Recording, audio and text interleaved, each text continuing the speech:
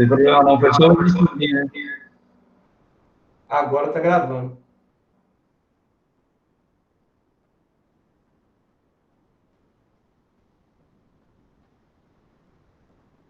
Bom, como eu estava falando, vocês ficam à vontade. Se vocês, o legal é que não seja tanto assim uma palestra onde eu vou e simplesmente vou falar para vocês, até porque eu não sei até onde vocês entendem, quais são as dúvidas de vocês, uma vez que o exercício físico em si, ele não é objeto da formação central de vocês. A medicina tem cada vez mais utilizado o conhecimento dela da área médica clínica e fisiologia, entre outras coisas, para poder entender outros fatores. Daí um crescimento muito grande hoje da área integrativa, digamos assim, da medicina e a atividade física, a fisiologia do esporte, ela tem crescido cada vez mais. Nós temos, até tem um nome muito forte, eu não sei se vocês o conhecem, vocês são muito novos, mas tem um amigo nosso, que é o Gustavo Lucas, ele é filho de uma médica daqui, da cidade, que é a Sara Lucas, e hoje ele mora em Maiorca, né, na Espanha.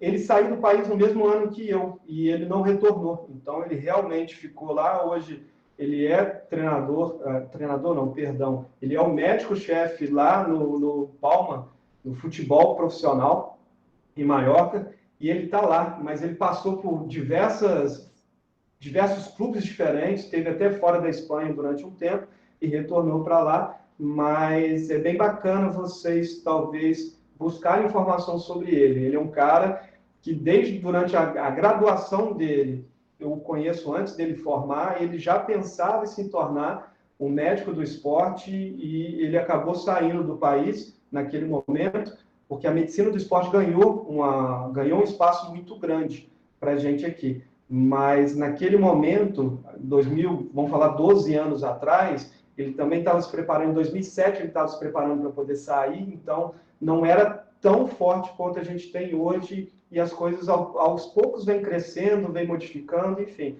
Ele é um cara bacana. Mas aqui eu queria deixar vocês à vontade. Se tiver qualquer dúvida ou curiosidade, vocês, por favor, me perguntam, porque aí eu vou saber por onde eu posso caminhar com vocês, tá legal? E eu vou fazer alguns questionamentos mesmo para eu poder entender até onde eu posso ir, qual a linguagem que eu devo utilizar para vocês. A primeira coisa é o seguinte: se a gente falar de treinamento de força, independente do que seja, musculação, pilates, strongman, crossfit, enfim, treinamento de força e treino com cargas. Para vocês, qual é o objetivo do treinamento de força? Pode abrir o microfone. Vou falar o que eu entendo como objetivo, né? Aumento da quantidade de massa muscular que a pessoa tem. Às vezes ela busca academia com essa finalidade, né? Acredito eu. Mais alguém? Quanto mais vocês me derem esse feedback, melhor vai ser. Bom, Helder, o que acontece? Geralmente é essa a resposta que a gente vai escutar, tá? Independente aonde eu entro. Se eu vou falar com a fisioterapia, com a educação física, com a medicina, qualquer profissional da área de saúde, aonde a gente vai conversar sobre, e a gente lança essa pergunta, qual o objetivo do treinamento de força, a maior parte das pessoas elas vão falar exatamente isso. Elas vão virar e vão falar assim, ó, é hipertrofia, é o ganho de massa muscular, é aumento, se a gente falar cientificamente, é aumento da secção anatômica da musculatura. Mas não é muito por aí. Se a gente fala objetivo do treinamento de força, o objetivo central dela vai ser o ganho da força, tá? É essa questão, é o aumento da força voluntária que nós temos ali através do treinamento. A hipertrofia, ela é um subproduto do treinamento de força. Tanto que eu consigo manipular as variáveis do treinamento para poder garantir que o meu indivíduo ele ganhe força sem ele aumentar o peso dele, sem ele aumentar a massa muscular. Então, são coisas completamente diferentes. A gente precisa entender, de fato, que a hipertrofia, na ciência, ela está correlacionada ao ganho de força, ou vice-versa, o ganho de força está relacionado ou correlacionado de uma forma não tão forte com a hipertrofia, mas a gente tem esses dois fatores. Mas a hipertrofia ela vai ser apenas um subproduto do treinamento de força. Ela acontece de acordo com as adaptações que, primeiro, vão surgir no sistema nervoso, daí o aumento principal da força, e depois isso vai caminhar com uma adaptação estrutural que a gente precisa garantir que isso aconteça em determinados momentos. Mas dependendo de como eu for trabalhar, se eu for trabalhar principalmente no desporto, ali na questão mesmo de rendimento, o mais importante para mim é o aumento da força voluntária e não, acho que foi um e-mail que chegou, e não a hipertrofia em si, tá?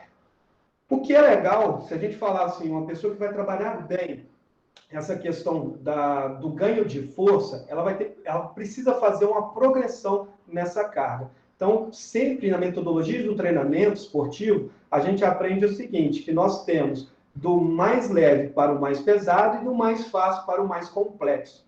Porque isso precisa respeitar um período de adaptação. E esse período de adaptação existe diversos momentos diferentes aonde eu provoco exatamente as mudanças, que são as plasticidades, seja ela no sistema nervoso, central, periférico e depois na musculatura em si, tá? E vamos dizer também, na parte osteomioarticular como um todo, não só a musculatura, mas osteomioarticular como um todo. E a gente não pode separar, na verdade, o aparelho locomotor de tirando o sistema nervoso de lado. Então, a gente precisa de ter um olhar em cima dele também e a gente precisa fazer essa progressão. A grande pergunta é assim, poxa, Rafael, mas como então que a gente consegue fazer essa progressão? Como que eu consigo, num determinado momento, se eu pegar uma pessoa sedentária, é muito fácil observar logo nas primeiras semanas essa modificação muito grande da força dela. Vai aumentar aí 35%, 30%, 35%, 40% a força inicial dela. Então, a força voluntária máxima dela cresce muito. Então, como que isso vai acontecer? A primeira coisa que a gente precisa fazer é entender que o sistema nervoso central ele vai comandar toda a periferia, toda e qualquer estrutura do nosso corpo, ela obedece à sinalização que nós temos do sistema nervoso. Então, primeiro a gente precisa olhar um pouquinho para o movimento, o controle do movimento no sistema nervoso central e depois a gente começa a entender o que vai acontecer de fato na periferia. Então, a gente precisa responder, mas e aí? Por que a gente precisa falar do sistema nervoso central quando a gente está conversando sobre hipertrofia, uma vez que hipertrofia é músculo e não tem nada a ver com o sistema nervoso?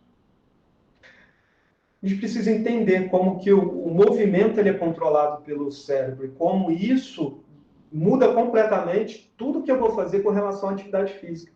Porque se a gente fala de movimento, o que eu estou fazendo aqui, se eu estou me mantendo em pé, estou gesticulando, estou falando com vocês e fazendo todo esse controle motor e também um controle muito grande cognitivo, isso é o sistema nervoso central que vai me permitir que eu faça isso juntamente com o periférico para poder controlar as estruturas que nós estamos.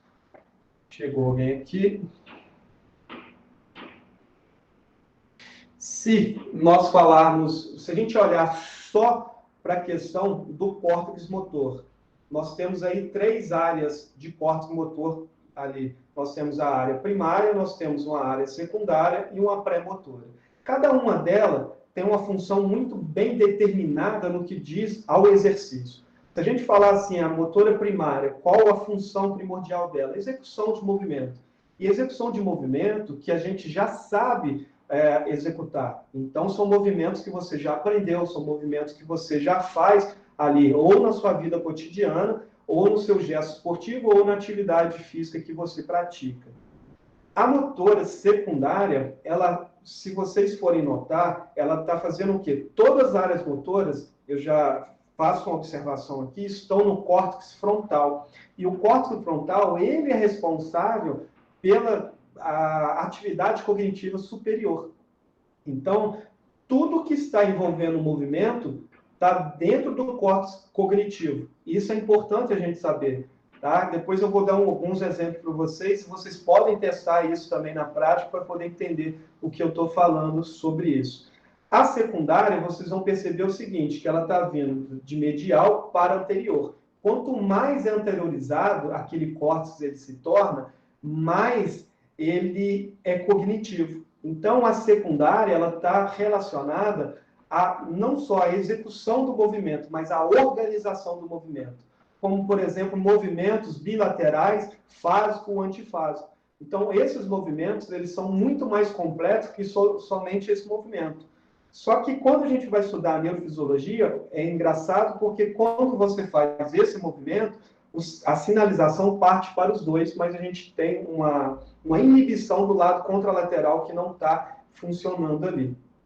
E, por último, aqui nós temos a área premotora. Essa área premotora, ela também está mais anteriorizada, mas um pouquinho mais inferiorizada em relação à secundária, e daí ela está relacionada à busca de estratégias de execução de movimento. Então, toda vez que a gente vai se movimentar em qualquer espaço ou qualquer atividade que a gente esteja fazendo, primeiro você precisa buscar uma estratégia de movimento. Isso seja, se você estiver fazendo uma soltura, por exemplo, provavelmente os alunos que estão mais adiante, que já estão indo para a clínica, fazendo esses exercícios, seja em cadáver ou, enfim, em pessoas já, provavelmente, vocês olham a ferida, olham aquele corte e buscam a estratégia. Qual é o melhor tipo de ponto, aonde eu vou iniciar, como que eu vou passar, enfim. Essa visualização, ela está sendo feita através desses três cortes que vocês estão usando. A premotora está buscando uma estratégia de executar esse movimento muito bem organizado. A secundária, ela está organizando que você vai utilizar movimentos finos bilaterais. E a primária, ela vai estar ali auxiliando na execução desse movimento, entre outras coisas. Eu não vou colocar o cerebelo no meio dessa bagunça que eu trouxe para vocês, porque ele está relacionado à parte de aprendizagem do movimento, e se a gente fala no esporte ou na atividade física, depois que o indivíduo ele já sabe fazer aquele movimento, o cerebelo ali junto com o diencéfalo, estruturas do diencéfalo e também córtex motor, entra na parte de correção do movimento. Tá? Até aqui tudo bem, gente?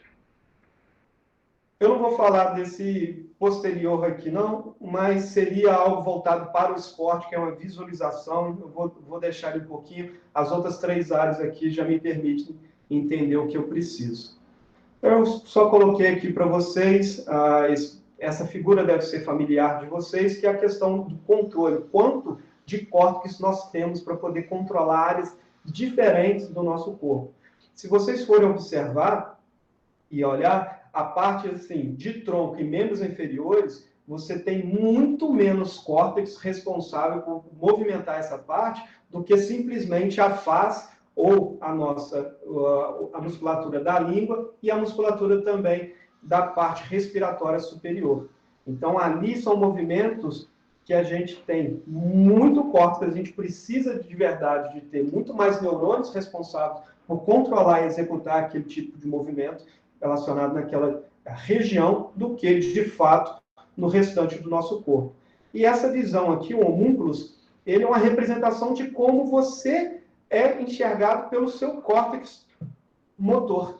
Então, ele te vê exatamente dessa forma aqui, tá? Se a gente tivesse... Aqui eu estou falando só de córtex motor. Se a gente estivesse falando aqui do sensório, seria um pouquinho diferente, a região genital ali seria maior também, a região de ouvido e nariz poderiam ser maiores ali também, mas como a gente está colocando no movimento, a gente pensa dessa forma. Questão da mão, por que a mão é tão grande? Movimentação fina. Então, a possibilidade ou a necessidade de controlar os movimentos das mãos são muito grandes. Então, daí a quantidade de neurônio que eu preciso para poder controlar os meus dedos, o movimento da minha mão e fazer todos esses movimentos que a gente consegue com os membros superiores, isso eu preciso organizar muito bem. Então, eu preciso entender, por exemplo, já chama atenção um pouquinho da diferença do treinamento, a necessidade da diferença de treinamento de membro superior com membro inferior. Até histológica, neural e histológica também, tá? Mas aí vem aquela questão aquilo que vocês veem lá na anatomia, que vai ser a questão de conceito de unidade motora pequena ou grande. Então, se eu falo unidade motora grande, é que eu tenho um motoneurônio inervando muitas centenas aí de fibras musculares. A pequena, a gente tem uma menor quantidade de fibras. Se a gente falar assim, se eu não me engano, a menor unidade motora que nós temos é na musculatura dos olhos. A gente tem aí 6 fibras para cada motoneurônio. Então, a quantidade de córtex para poder controlar os olhos é muito grande. Uma coisa que é importante a gente entender é que o córtex motor e o córtex sensitivo, eles estão o quê? Eles são vizinhos, eles estão ali muito próximos um do outro. Então, daí vem um crescimento muito grande dos últimos anos, o estudo da neurociência na atividade física, por causa dessa questão do controle do movimento, mas também da percepção do movimento. Então, tem um pesquisador, que ele é sul-africano, e o Tim Noakes, ele fala muito da teoria do comando central. Então, a questão até da fadiga, ele quebra essa questão da fadiga, de falar assim, que a gente fala muito, né? Outra pergunta que acontece fala assim, quem é determinante da fadiga? Muita gente vai falar assim, concentração de lactato. O lactato, ele nunca foi uma variável metabólica para poder causar fadiga nas pessoas. Não tem nada a ver uma coisa com a outra. A gente tem um pesquisador que é um dos principais pesquisadores, ele estudou muito isso. Quando eu falo principais, é mundo, tá, gente? Aqui na UFJF, que é um amigo, é um cara que vale a pena vocês trazerem para poder conversar com vocês na liga de vocês, que é o Rodrigo Hall. Se vocês quiserem, eu posso fazer a ponte para vocês. Ele é sensacional.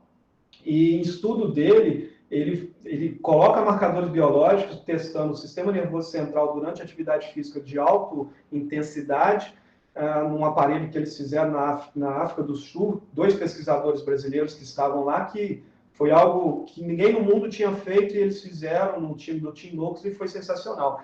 Então, eles começam a olhar como o cérebro ele começa a perceber o movimento, ou ele se comporta durante a atividade física ali, para poder entender que a fadiga ela não está ligada à parte metabólica, mas sim à parte neural do indivíduo. Então, a gente precisa entender esses dois, não tem como a gente modificar isso. Se você está fazendo um movimento, você está sentindo aquele movimento. E se você está sentindo o movimento, tem outras percepções que vão chegar junto disso, como a intensidade traz um sofrimento, pode trazer dor, pode trazer desconforto, pode trazer uma série de coisas que você pode utilizar isso a seu favor, mas isso também pode diminuir a performance ali dos seus treinos ou a resposta ali do indivíduo. Mas não tem como separar essa resposta. Então, não é só movimento, é sentimento, é percepção. Quando eu falo de sentimento, é sentimento mesmo da pessoa, de como ela se enxerga ou ela sente ali durante a atividade, mas uma série de conexões ali no cérebro que são diferentes, tá? Bom, e daí vem essa pergunta, mas como que a gente consegue produzir a força? Como que ela é produzida? Aqui dá para poder entender que eu não tenho como separar a parte motora da parte sensitiva, porque as duas vão trabalhar em conjunto para poder, de fato, controlar. Esse carinha aqui é um tampinha, ele é desse tamanhozinho aqui, se não me engano, ele pesa 63 quilos, uns 20 quilos a menos do que eu, e ali ele levantou em torno de 180 e poucos quilos, ou seja, 3 vezes o peso dele. Como que o corpo ele consegue produzir tamanha força? Como que ele vai levantar? Ele levantou ali 3 vezes, 200% o peso dele praticamente. Então é algo extraordinário quando a gente começa a olhar para o sistema e entender o que é a geração de força. Para mim, a contração muscular, se você entender contração muscular em fatores moleculares de fato, e depois entender o controle do córtex, isso já muda completamente a percepção de geração de força do indivíduo.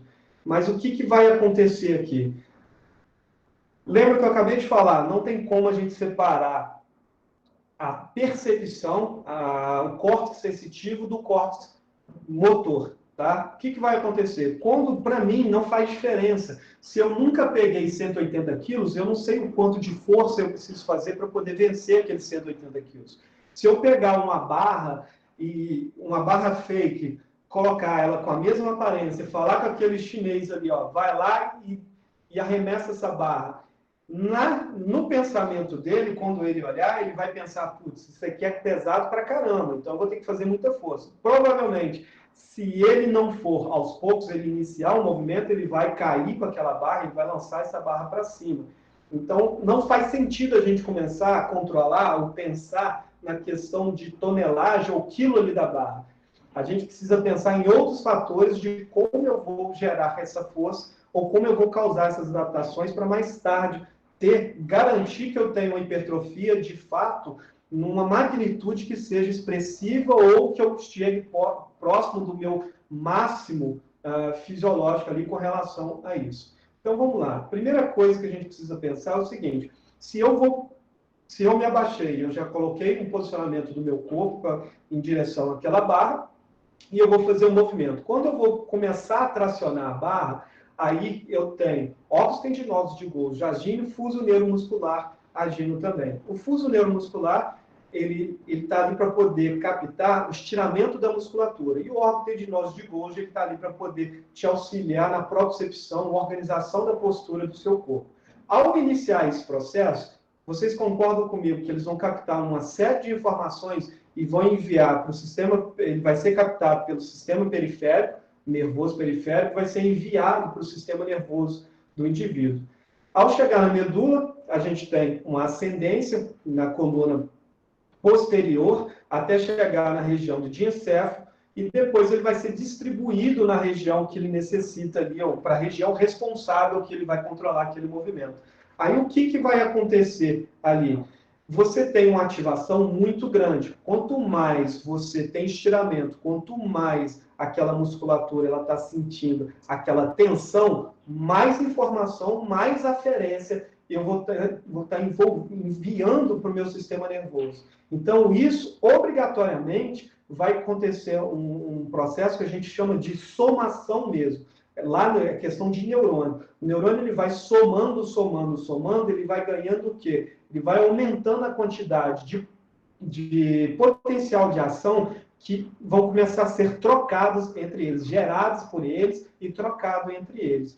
E isso vai somar antes de eu ter o disparo. Se vocês olharem primeiro ali, a gente tem uma setinha vermelha pequena. Mas quando eu vou levantar uma carga muito grande, o que vai acontecer? Eu vou ter que somar muito mais potenciais de ação e eu vou ter que disparar uma intensidade de sinal muito maior para a periferia, para a minha placa motora. E daí eu aumento a quantidade, eu aumento a velocidade, eu aumento a intensidade dessa informação, e isso me permite agrupar a maior parte de unidades motoras que estão inervadas por esse motoneurônio.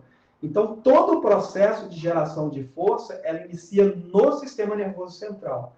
A resposta periférica é completamente outras adaptações que vão garantir ali. Que, por exemplo, a reorganização tecidual de tendão, de fáscias, entre outras coisas, com treinamento de força. A gente não tem hipertrofia de tendão, a gente não de forma significativa. O que a gente vai ter é um reposicionamento das fibras de colágeno que vai permitir com que aquele tendão ele se torne o quê? Menos flexível, digamos assim. Ele vai se deformar menos para as cargas que você tinha no mesmo valor, então ele vai suportar uma maior carga. E a musculatura, ela vai passar por um processo que eu vou falar daqui a pouco, da hipertrofia, que vai garantir com que ela aumente as miofibrilas que estão presentes naquela musculatura, e isso aumentando ali as proteínas contráteis. Se a gente ver aqui, ó, e separar a questão dessa somação temporal, é como eu vou chegar no meu máximo de força. Se eu tiver um único potencial de ação que chegou na minha placa motora, o que vai acontecer? Eu tenho um período de latência, onde não acontece nada, tá? No sistema nervoso, a gente tem também um período de latência, que é chamado de silêncio cortical. Não vou falar sobre isso hoje, que aí é muito neuro, mas a gente tem esse período também. Mas aqui é o seguinte, o processo de geração do potencial de ação que nós temos primeiro no sistema nervoso central, que depois ele não passa direto para a musculatura, ele produz um novo potencial de ação na musculatura. Então, você tem um processo de latência, e nesse processo de potencial de ação na musculatura, ainda leva um tempinho ali para a gente ter a geração de torque, tá? Então, ali, a tensão. É um período de contração, a gente vai contrair aquela musculatura, ela está fazendo ponte cruzados miosina quitina e gerando torque para ela, e depois ela vai fazer o período de descontração, o período de relaxamento. Uma coisa que é importante vocês guardarem é assim, que é interessante pra caramba, o seu cérebro, ele não sabe relaxar. Você relaxa a musculatura, não é porque você mandou o comando para ela, a musculatura relaxa. Eu paro de contrair e o processo de relaxamento muscular, ele é celular. Então, é um outro mecanismo. A gente vai fazer uma cessação de potencial de ação e depois a gente tem um mecanismo ali. Só que, se eu disparar um outro potencial de ação antes num período antes de eu ter o relaxamento, eu vou fazer uma somação dessa força, porque eu vou aumentar a quantidade de miosina e quitina que estão fazendo a ligação cruzada e a quantidade também em fibras musculares que estão sendo estimuladas, até chegar ali no meu topo. Aí eu falo a minha força máxima, onde eu tenho uma quantidade. Os S's ali embaixo são os disparos, tá? Então é o fire, que a gente chama de fire na neuro, que é o disparo ali do controle mesmo, motor, para poder produzir o potencial de ação na nossa célula muscular. Então, para poder gerar força, ou a sua força máxima, você precisa ter um disparo muito grande, muito intenso e muito rápido de potenciais de ação ali na sua musculatura. E quando a gente fala de velocidade, é algo muito, muito veloz. Ali, a sinalização do potencial de ação, ela chega a aproximadamente 360 km por hora no nosso organismo. Então, é um mecanismo extremamente complexo, organizado e que acontece de uma forma sensacional. Contração muscular, ela é uma mágica. A gente entender contração muscular e olhar e falar, poxa, mas isso acontece dessa forma, nesse controle todo e nessa velocidade, todos esses fatores, é algo que eu particularmente, eu sou apaixonado com relação a isso. Bom, para vocês, nós temos... aí realmente é uma pergunta para vocês. Se a gente falar de córtex, tem diferença entre o cérebro da mulher e o cérebro do homem? Diferenças anatômicas e diferenças fisiológicas? O que vocês acham aí? Principalmente com relação ao controle do movimento. Eu acho que não. Mais alguém? Também acho que não. Acho que não? Bom, se a gente falar anatômica assim, uma da questão seria o volume. A gente tem em média, um menor volume aí, 200 gramas a menos, digamos assim, no córtex feminino do que um córtex masculino, por causa do tamanho do nosso crânio. Então, em média, o crânio masculino ele é maior, então tem uma possibilidade de você ter um órgão maior. Isso quer dizer que o córtex masculino ele é mais potente que o feminino? De forma alguma, tá? Costumo até brincar que mulher é assim, é uma X-Men. Se a gente falar de sistema nervoso central de mulher, ela é X-Men, ela é ninja. Perto de nós, homem, é absurdo como a mulher ela consegue, de fato, controlar muito mais áreas corticais do que nós, homens. E uma das explicações está nesse estudo aqui. Esse estudo é muito legal. Eles fizeram um mapeamento de como funciona o córtex ali de homem e de mulheres em diferentes faixas etárias da vida e levando em consideração o fator movimento, atividade física ali. E isso foi muito legal.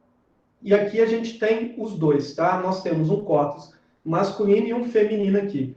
Para vocês, qual é o córtex masculino e qual é o córtex feminino?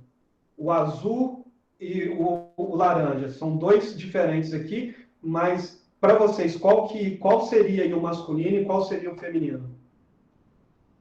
Depois que você falou que o azul é mulher, tem mais conexões.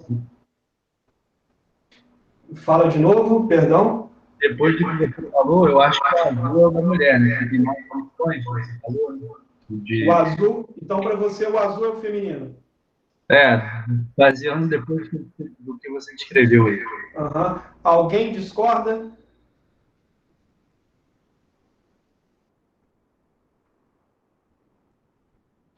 Vou colocar algumas situações para vocês aqui. Imagina o seguinte, eu vou me arrumar. Vamos pegar algo muito simples do que acontece na nossa vida. Eu vou me arrumar.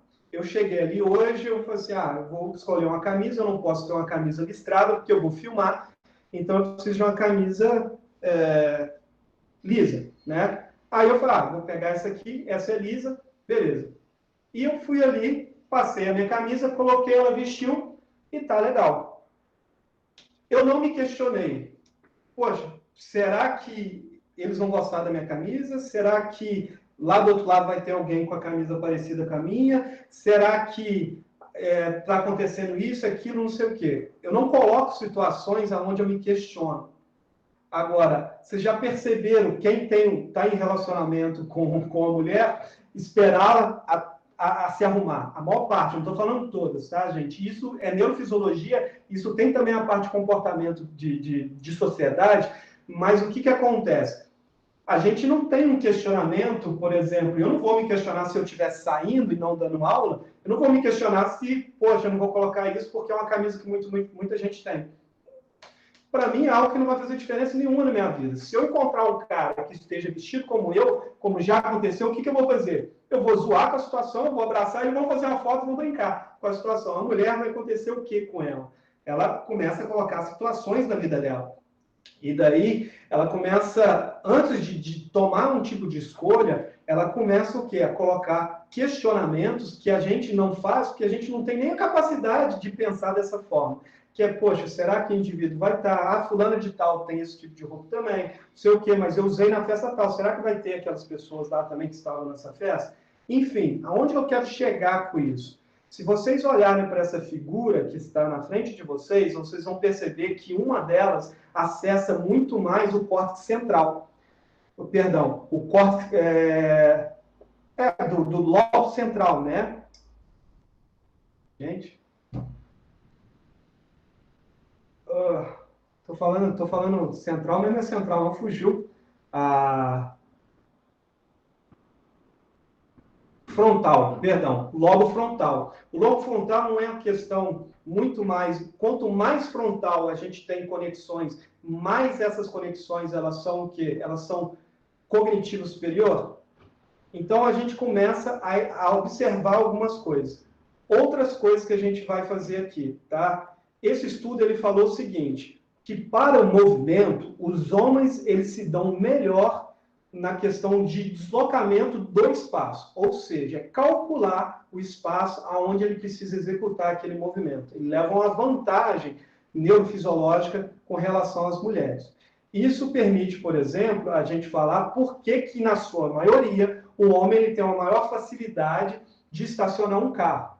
Agora, isso está falando que o homem dirige mais que a mulher, ou melhor? Não. Se a gente olhar estatísticas, o homem causa muito mais acidente do que a mulher. Então, logo, a mulher dirige melhor. É simples assim. E não quer dizer que todos vão ter problema de fazer vaga, tá, gente? Mas, se a gente for comparar na população, o nosso cérebro, ele tem uma área cortical relacionada ao cálculo do deslocamento muito mais desenvolvido do que a mulher, o que nos permite ter uma maior facilidade. Só que a tomada de decisão nossa, a gente não consegue fazer algo que a mulher ela faz numa facilidade muito grande. A mulher ela consegue fazer conexões entre áreas corticais de associação muito mais rápido, muito mais performática do que um homem. Então, se a gente olha para cá, vocês vão perceber o seguinte, no cérebro que está em azul, as tomadas de decisões, ou a forma de controlar o movimento, ele vai ser o quê? Intracortical. Então, intrahemisférico, né? O que está fazendo ali muito no hemisfério direito, fica no direito, o que é no esquerdo, fica no esquerdo. Então, as minhas tomadas de decisões, elas são muito separadas. E eu tenho um outro córtex que ele vai fazer o quê? Muita conexão entre as áreas cognitivas de hemisférios diferentes. E isso só acontece porque a gente tem a principal comensura telencefálica, chamada de corpo caloso, e que nas mulheres tem uma quantidade de fibra nervosa e de neurônios envolvidos muito maior do que os homens. Então, na verdade, o cérebro ali, que é o feminino, é o inferior, tá? Não quer dizer que ele tem menos conexões, porque, na verdade, a mulher ela tem uma maior quantidade de conexões inter, né, hemisférios do que o homem, o que permite a ela lidar com essas questões.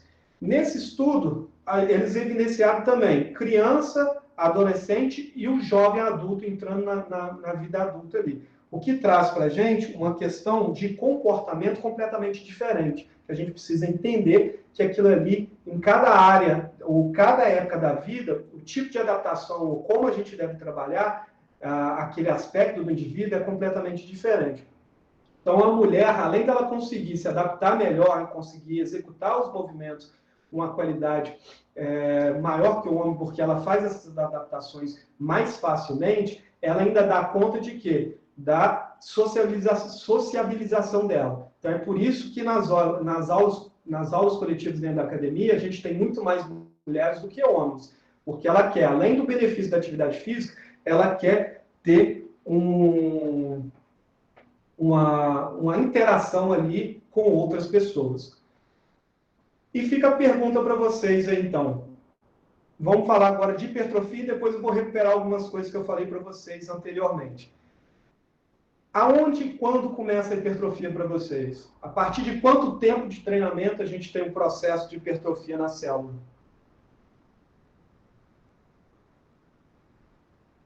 Eu acho que varia de pessoa para pessoa, né? Mas tem, assim, na sua cabeça definido quando isso poderia começar? Eu acredito que depois do estímulo, depois da pressão de treino. Depois do estímulo, você fala do primeiro estímulo? Não, acho que tem um período de adaptação e depois o corpo começa a entrar em hipertrofia. Bom, esse estudo aqui, ele mostra exatamente isso, tá? O que vai acontecer? Provavelmente você já deve ter escutado falar que nós temos, para atividade física, nós temos um período neural e um período hipertrófico. Aí as pessoas pensam, quando vem isso, falando isso, vão pensar o quê? Beleza, para eu poder ter hipertrofia, eu preciso de ter uma série de adaptações anteriores. Correto, tá? É exatamente isso que acontece. Só que a hipertrofia, ela vai iniciar no primeiro treino da gente, tá? Então, a gente tem a primeira variável ali, que é a força voluntária. Então, quando a gente pega um indivíduo destreinado, lembra que eu falei para vocês que eu tenho um aumento muito rápido ali da força dele? Então, essa primeira força, ela não está relacionada à questão da hipertrofia em si, mas relacionada à questão da ativação elétrica da musculatura, que é o IMG max ali, que eu coloquei para vocês agora. E a hipertrofia, ela começa, de fato, a se tornar a principal para poder permitir que aumente a minha força depois de um tempo. Mas essas variáveis, todas elas, força, secção anatômica da musculatura, que é o CSA, Cross Section Area, e ativação elétrica da musculatura, tudo isso vai começar a se adaptar no primeiro dia. Só que, como você precisa de fazer adaptações que elas são estruturais e metabólicas, leva-se mais tempo para poder evidenciar essa hipertrofia, mas ela vai iniciar no primeiro dia, na primeira adaptação que você causar ali, ou no estresse que você causar. Tanto que, quando a gente pensa a hipertrofia, para o músculo poder hipertrofiar, ele tem que ganhar ali a possibilidade de aumentar a síntese proteica dele. E essa síntese proteica ela já começa a ser modificada logo no início ali, quando a gente tem o primeiro impacto do exercício das contrações musculares, a gente já começa a modificar a síntese de uma contração. Vale lembrar o seguinte, que tipos de células, elas modificam, elas se adaptam de forma diferente ao treinamento de força. Células do tipo 2, rápidas, que são células rápidas, se a gente olhar ali, é aquela coisa assim, pô, célula branca e célula vermelha. Qual que é a diferença entre elas? Porque a célula vermelha, ela tem um sistema energético predominantemente de oxidação, ou seja, eu preciso da presença de oxigênio. Se eu preciso de muito oxigênio, eu preciso de um volume sanguíneo muito grande para poder trazer oxigênio e retirar gás carbônico da situação. Então, é uma musculatura que precisa de maior volume de sangue, daí a cor avermelhada dessa musculatura é por causa da quantidade de mioglobina que ela tem dentro dela. E a célula branca, ela tem menor, porque ela é muito mais glicolítica, ela faz também essa parte de oxidação, mas muito menos porcentagem. E o que é bacana entender é que esse tipo de células do tipo 2, são células que elas se adaptam melhor ao exercício de força. Ou seja, a hipertrofia, ela é seletiva. Eu tenho uma resposta muito mais eficiente em células rápidas e ultra rápidas, células do tipo 2 e 2x, muito melhor do que a célula do tipo, somente do tipo 1. Então, o que eu preciso fazer?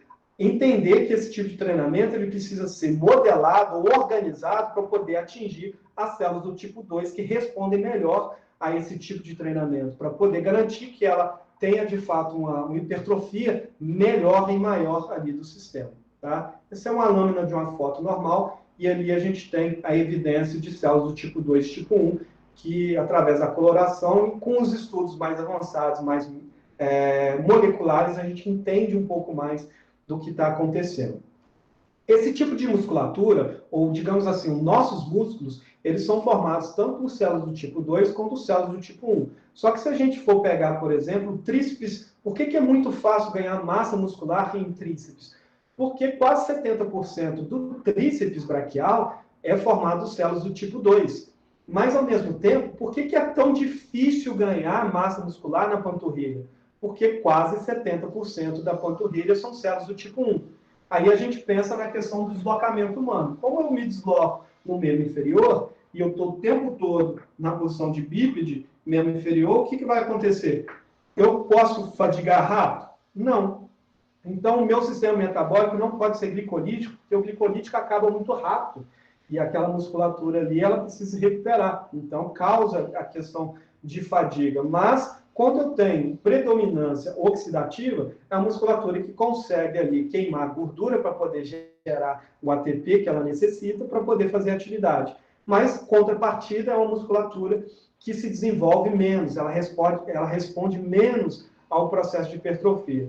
Ou seja, o indivíduo que nasceu cambito, dificilmente ele vai ter ali uma modificação da perna dele, ele vai continuar. Ele pode ganhar, sim, hipertrofia de forma significativa, mas daí mudar completamente, ficar com a panturrilha desse tamanho assim, dificilmente ele vai conseguir.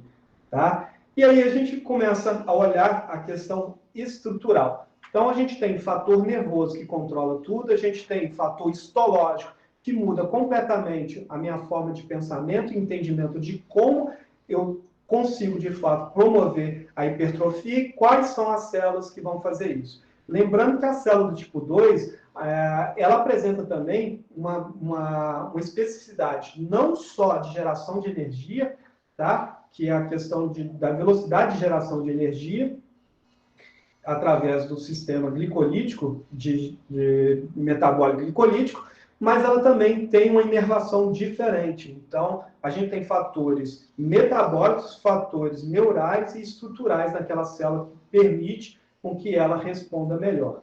Mas entender um pouquinho de hipertrofia.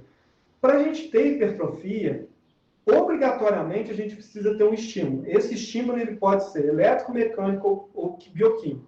O que mais funciona é o mecânico, porque o mecânico ele causa o bioquímico também. Então, o exercício ele nunca vai ser somente um. E ele acaba causando o elétrico também, porque quando a gente fala de potencial de ação, nada mais é do que eletricidade que está ali se movimentando no nosso corpo. Então, a gente precisa de ter esses estímulos e esses estímulos vão fazer o quê? Elas vão ativar e proliferar as células que são conhecidas como células... engraçado, tá células filhas ali, mas não é células filhas, não. São células satélites.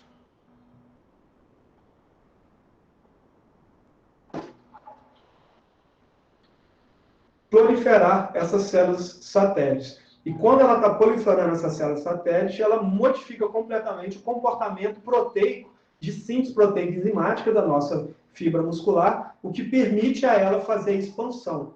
Então, isso já me mostra o seguinte: primeiro eu preciso adaptar o sistema nervoso central, depois eu preciso causar modificações estruturais, eu preciso proliferar a quantidade ali de células satélites que estão envolvendo aquela musculatura que está sendo trabalhada, e isso depois vai me causar uma modificação da síntese proteica interna da minha célula, que vai acontecer de duas formas: aumentando o espaço controlado pelo meu núcleo, que é o domínio nuclear ali, na minha célula, ou então aumentando a quantidade de núcleos dentro da mesma célula, que me permite aumentar a atividade nuclear. Célula satélite, ela começou a ser descrita por Mauro lá em 1961. Tá? Então, é algo que já está descrito, começou a ser descrito no início da década de 60, em rãs, e depois isso veio, de fato, ser confirmada ali no ser humano. Qual que é a função dessa célula? Ela é uma célula miogênica. O que ela vai fazer? O treinamento causa estresse. Se ele causa estresse, ele causa estragos na musculatura. E são essas estruturas, as células satélites, que são responsáveis por fazer a reconstrução daquelas miofibrilas que se partiram durante o treinamento, mas também por formar novos núcleos dentro da nossa célula, permitindo que a gente aumente a síntese proteica. A partir do momento que você tem a capacidade de aumentar a síntese proteica, aí você tem a possibilidade de expandir a sua célula e causar ali, de fato, a hipertrofia dela. Se a gente for olhar para cá, é muito fácil de entender isso. O treinamento de força, lembra que eu falei da geração de força? Então, quando você vai tirar uma carga, o que vai acontecer? Aquela carga está se estirando. Quando ela está fazendo esse estiramento, você causa um descontrole muito grande ali, principalmente no disco Z, porque essas fibras, as miofibrilas, elas vão se contrair não de forma homogênea ali, em direção, com a única direção, isso vai causar um desequilíbrio e causa um rompimento. Só que essa miofibrila, ela não vai morrer, ela não vai deixar de existir. Ali eu vou passar a ter agora duas miofibrilas que estão o quê? Em paralelas.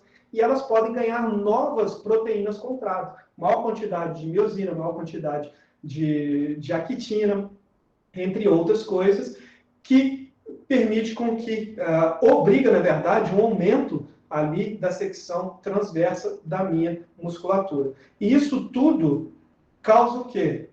Aumento, é para poder causar aumento da síntese proteica. Então, se vocês quiserem estudar sobre IGF-1, sobre condicionantes ali, hipóxia, por exemplo, que o pessoal usa muito, fala do treinamento hoje, do capsule training, que é o treinamento com oclusão, porque ele vai causar uma hipóxia local, que vai causar um sofrimento bioquímico muito grande, que vai trazer um aumento ali de fatores de transcrição, que vai aumentar todo o processo de síntese proteica. E daí a gente tem produção de hormônios. A musculatura, hoje em determinada literatura, fala que a maior glândula do nosso corpo é a musculatura, porque através da contração muscular a gente tem aí alguns hormônios que são produzidos durante o processo de contração muscular, que vai fazer completamente essa modificação que nós temos ali do comportamento proteico. Mas tudo isso vai se resumir em uma única coisa: a sua célula, ela só vai hipertrofiar se ela puder ou conseguir aumentar a síntese proteica dela. Então, se ela não conseguir fazer isso, ela não vai causar hipertrofia. Daí a questão de entender que, primeiro, para você fazer isso, é uma adaptação de cima para baixo, uma adaptação do sistema nervoso central, periférico, e depois a questão da periferia em si, da musculatura. E tudo isso se resume em aumentar a atividade proteica enzimática da nossa fibra muscular, o que vai permitir com que ela aumente de tamanho. Então, se a gente fizer algumas coisas como o aporte ali, como coloquei ali a questão da insulina. A insulina é o hormônio mais anabólico que nós temos. Diferente, por exemplo, tem muita gente que vai para o mundo fitness, digamos assim, né? Que de fitness não tem nada, por fisiculturismo. Vamos falar de fisiculturismo, vamos falar de fitness não, porque fitness é saúde, fisiculturismo. Aí ele vai, eu quero ganhar massa muscular, e vai, escolhe o GH. Poxa, ele não entende do sistema neuroendócrino para poder falar, poxa, vou tomar o GH. O GH ele é o hormônio mais catabólico que nós temos. Mas ele é catabólico para quem? Para gordura. Aí a gente precisa de quem? Da testosterona e de insulina. A insulina, ela vem através da nossa alimentação, é um hormônio produzido de forma endógena, mas que tem gente que usa de forma exógena. Mas posso afirmar para vocês, assim, sem medo nenhum, é o único hormônio que pode matar o indivíduo na hora, é a insulina, de causar ali, de fato, uma queda brusca da glicemia dele, ele entrar em coma e morrer dentro da sala de musculação, diferente da testosterona, que isso pode trazer alguns problemas ao longo dos tempos. Mas, se a gente olhar aqui, a questão, para poder confirmar essa questão metabólica e a questão da utilização de hormônios, esse estudo ele fez a comparação entre a parte, um bodybuilder, o resultado de um bodybuilder e o resultado de uma pessoa normal. Aí eles deram um treino ali de membro inferior e fizeram a leitura. E leitura através até de imagem, de alta qualidade. Pegaram o vasto lateral e o quadríceps, parte do quadríceps, para poder fazer esse controle. Então, o grupo controle aqui não é um bodybuilder, e o grupo bodybuilder ali, você vê que tem uma massa muscular muito grande. E além da massa muscular, se vocês olharem na imagem, vocês vão ver que tem menos essa parte muito clara que está aqui, porque essa parte clara é gordura. Então, a gente vê que a quantidade de gordura, tanto intramuscular quanto na periferia, é muito baixa no bodybuilder, mas a musculatura dele é extremamente mais desenvolvida do que um indivíduo normal, é controle. Indivíduo normal, estou falando eu, tá? Eu não sou um bodybuilder. E uma coisa que chamou atenção nesse estudo foi o seguinte, que eles tiveram um aumento da quantidade, eles fizeram biópsia também para poder ver toda a questão histológica desses indivíduos, e eles viram que aconteceu algo que foi inexplicável, que geralmente não acontece com o indivíduo controle, que é o aumento de números de células ultra rápidas no nosso corpo. O que vai acontecer é do tipo 2, não a 2x, como eles acharam nesse estudo aqui. E daí levanta algumas questões. Poxa, o cara tem uma hipertrofia que é muito maior, muito superior ao indivíduo que não é bodybuilder. Além desse problema, nós temos ali uma questão que um aumento de células ultra rápidas ali, de características ultra rápidas do indivíduo. Isso geralmente não acontece. A gente tem uma diminuição dessas ultra rápidas e um aumento da rápida. E não tem uma diminuição da lenta. Então, tiveram comportamentos fisiológicos e histológicos ali que chamaram a atenção nesse estudo. E se a gente olhar para cá, lembra que eu falei com vocês que a hipertrofia era seletiva? Então, células do tipo 2 e 2x, ainda colocaram ali 2AX, que são células híbridas, que elas estão no meio do caminho, elas se comportam tanto quanto rápido quanto ultra rápido. Então, elas estão no meio do caminho, e essas células, elas responderam, foram as únicas células que responderam ali ao estímulo, de fato, se adaptou como hipertrofia. Isso é fácil de entender porque o tempo que foi utilizado nesse estudo não é suficiente para poder causar hipertrofia significativa em células do tipo 1. Não quer dizer que eu não tenho hipertrofia em células do tipo 1, quer dizer que não é significativa pelo tempo.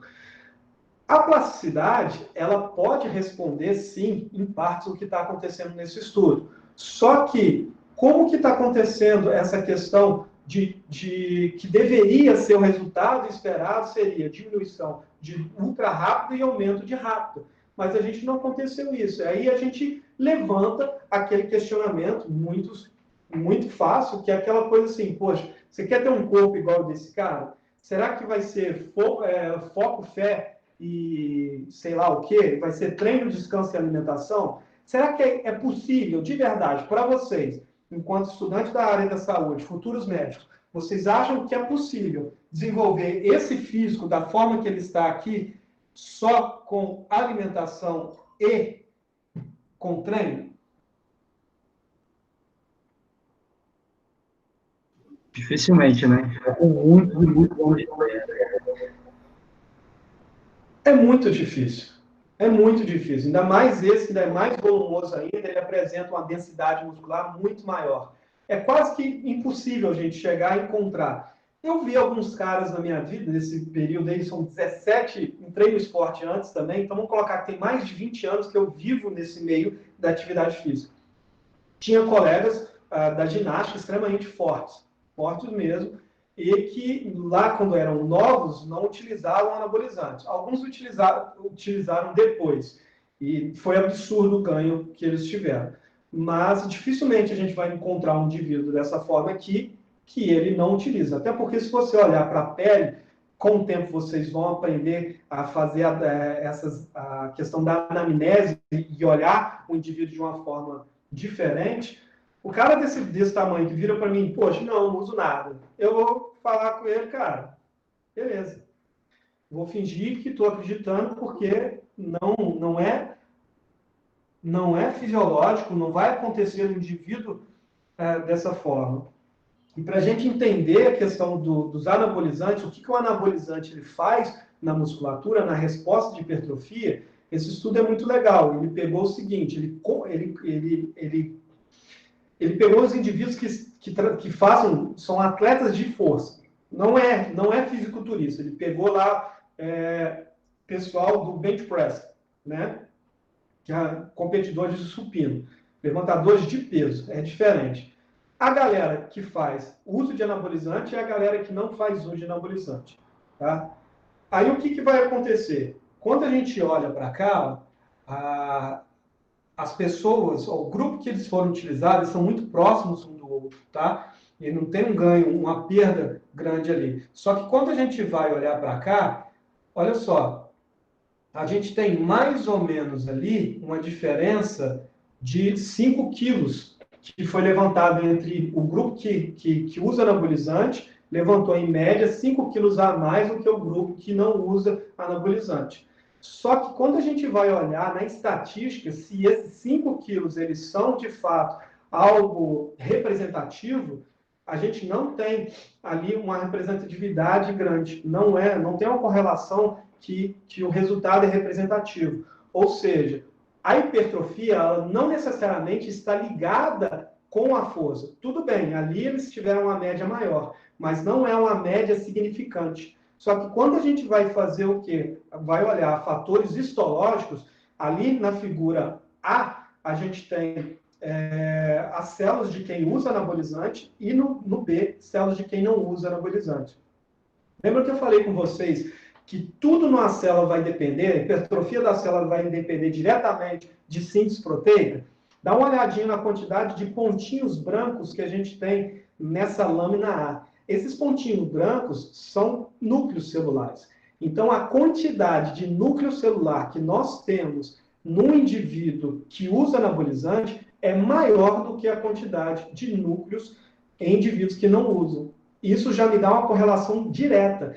Ou seja, aquele indivíduo ele consegue ter uma maior síntese proteica muscular, o que lhe permite ter uma secção anatômica da musculatura, da fibra muscular, maior do que a outra.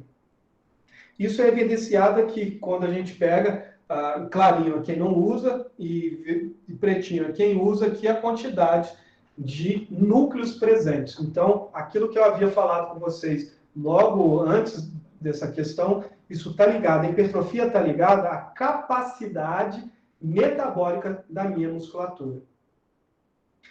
E vocês acham que tem diferença entre membro superior e membro inferior? A resposta metabólica ou a resposta hipertrófica, ela é diferente entre membros? O que vocês acham? Eu acho que sim. Por quê? Qual é o fator que determina isso? Olha, Genética, principalmente. Pode falar, gente. Vai? É isso, genética, principalmente. E eu acho que o músculo que, assim, normalmente é mais requisitado, ele tem mais facilidade de hipertrofia. Uhum. Eu acredito que tem uma quantidade de receptores androgênicos também, ou não.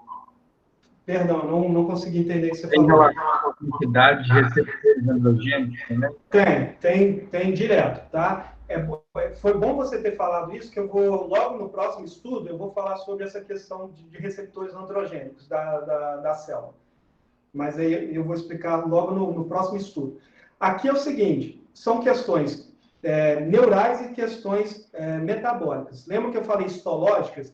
Aonde a gente tem, por exemplo, no tríceps, quase 70% do meu tríceps é células do tipo 2 e quase 70% do meu sólio são células do tipo 1. Então, eles fizeram um estudo aqui durante 10 semanas e ali, membro inferior, ninguém teve um aumento da secção anatômica acima de 10%, e no membro superior, praticamente todo mundo teve mais de 10% de aumento da secção anatômica. Ou seja, é uma musculatura que responde muito mais rápido a esse estímulo por causa de fatores neurais e fatores histológicos também. O que quebra, por exemplo, para mim não faz sentido nenhum, absolutamente nenhum, quando a gente tem lá o mesmo treinamento, 3 de 10 para membro superior e 3 de 10 para membro inferior. Esquece, não pode acontecer isso. São musculaturas completamente diferentes, desde fator neural, histológico, que não pode ser tratado da mesma forma. Então, o treinamento ele precisa ser entendido de uma forma muito mais ampla para poder conseguir fazer.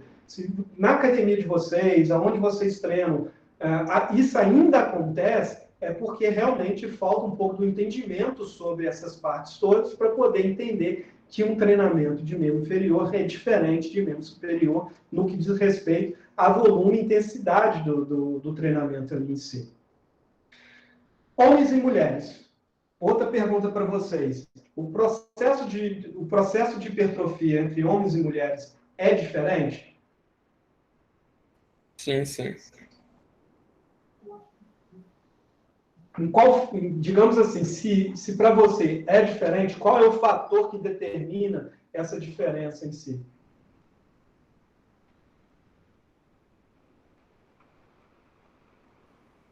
Testosterona? Vamos lá. E os dois têm metabolismos diferentes também, né? De absorção, de macronutrientes, enfim. Nessa parte de absorção, de metabolismo, a gente não tem diferença entre o homem e a mulher, não. A gente vai ter outros fatores que vão trazer essas diferenças para a gente aqui. Esse estudo ele viu exatamente isso, a questão do ganho de hipertrofia e força em gêneros, então homens e mulheres. O estudo é muito grande. Eles utilizaram esse estudo aqui, 8 centros de pesquisa ao mesmo tempo fazendo o estudo. Então, o N total aqui, quase 600 pessoas participando dessa amostragem aqui. Então, foi um estudo extremamente elaborado, tá? E todo mundo sedentário. Quando a gente vai ver ali o que aconteceu com relação à hipertrofia, somente homens apresentaram hipertrofia de forma significativa. Mulher não teve. Só que quando eles foram ver a força isométrica e a força máxima, homem não apresentou modificação significativa e a mulher apresentou modificação significativa. Lembra que eu disse para vocês que o sistema nervoso da mulher é um sistema nervoso muito mais organizado e potente que o nosso? E que nós temos no início do treinamento uma adaptação que primeiro ela é cortical, ela é neural, para depois ela ser periférica? Isso está envolvendo a questão do ganho de força. Então, as mulheres, elas conseguem aprender mais fácil o movimento, com maior qualidade, na maior velocidade. Ou seja, simplesmente o sistema dela é mais potente que o nosso para poder aprender e se adaptar. A mulher, ela é de fato mais inteligente no que diz respeito a essas adaptações, principalmente ao movimento, à prática esportiva. Se a gente fosse... Se um dia eu vier para poder falar mais sobre neurofisiologia, mostrar para vocês o controle motor de uma criança de 3 anos, menino e menino, é absurdamente diferente entre elas. Mas a mulher ela não apresentou hipertrofia. Aí a gente vai com essa questão. Não é a quantidade, somente a quantidade de testosterona que ela está livre no sangue. Ela está muito envolvendo essa questão de receptores androgênicos na nossa célula. O que isso quer dizer? Se eu pegar um corredor de maratona e colocar anabolizante nela, a resposta daquela pessoa ali, ela não vai ser igual do bodybuilder ou igual a mim, porque isso está ligado a receptores de membrana. Todo hormônio ele precisa de ter ali aquela ligação de chave e fechadura. Então, para poder ativar, só aquele hormônio que vai chegar e vai ativar e vai lidar com aquela situação. Então, a quantidade desses hormônios, aliás, não só de hormônio, mas principalmente de receptores para aquele hormônio, é que vai causar essa resposta ou essa adaptação. Então, o homem, sim, ele tem uma maior quantidade de testosterona, mas além dele produzir mais testosterona que a mulher, ele tem uma maior quantidade de receptores androgênicos no sarcolema, na membrana celular dele ali. Então, daí a questão hipertrófica. Porém, a mulher ela tem uma maior capacidade, uma melhor capacidade, maior performance de adaptação neural. Ou seja, ela consegue melhorar a força dela em percentual, não estou falando em valores totais, do que o homem. E o homem consegue aumentar a hipertrofia dele em valor percentual maior que a mulher. Só que o processo hipertrófico, energético, síntese proteica entre os dois, a gente não vai ter modificações. Então, a hipertrofia vai começar na mulher no primeiro dia do treinamento dela, assim como vai começar no homem no primeiro dia. A diferença é o percentual que nós vamos ter essas modificações. Então, meninas, podem treinar a força o que vocês quiserem, da forma que vocês quiserem, na modalidade que vocês quiserem, que não vai ficar masculinizado, tá? Se acontecer isso, é porque está usando algum hormônio de forma exógena ou está com algum problema metabólico mesmo, patológico, que pode causar isso, ou então ela simplesmente apresenta uma maior quantidade de hormônio mesmo. Como a gente tem alguns casos de mulheres que precisaram provar que são mulheres para poder continuar competindo no circuito mundial. A gente teve, aqui no Brasil, nós tivemos a Edinancy Silva, que era do judô, ela teve que provar através de exame médico que ela não era hermafrodita, ela não tinha os dois sexos, ela não nasceu masculino e feminino, para poder, de fato, conseguir continuar a carreira dela ali no feminino, porque ela era muito forte, muito mesmo, de verdade, ela sacudia todo mundo. Bom, foi meio intenso para vocês. Alguma dúvida? Ô, Rafael, primeiro agradecer, né, em nome do diretoria, em nome dos estudantes aí pela aula, foi muito rica de informações, realmente é muito gratificante para a gente ter acesso a conteúdo desse nível, e assim, é uma honra para a gente no final do celular contribuir com o nosso crescimento acadêmico e profissional. Falar que a gente vai querer que a gente né, com um rapaz lá eu agora não lembro o nome, Rodrigo Hall. a função desses mecanismos geram muita dúvida, principalmente no governo também, eu acho que vai ser útil. Todo mundo aqui tem eu tenho algumas perguntas. Eu até daria preferência para perguntar, se a gente tiver que sair, é porque eu tenho algumas perguntas, então se alguém quiser perguntar primeiro, pode ficar à vontade. Se eu souber responder, agora fica legal. Responder pergunta, interagir é o mais legal. Se ninguém quiser fazer, eu vou passar daqui. Eu queria saber só se quanto menor for o músculo, mais fácil a hipertrofia.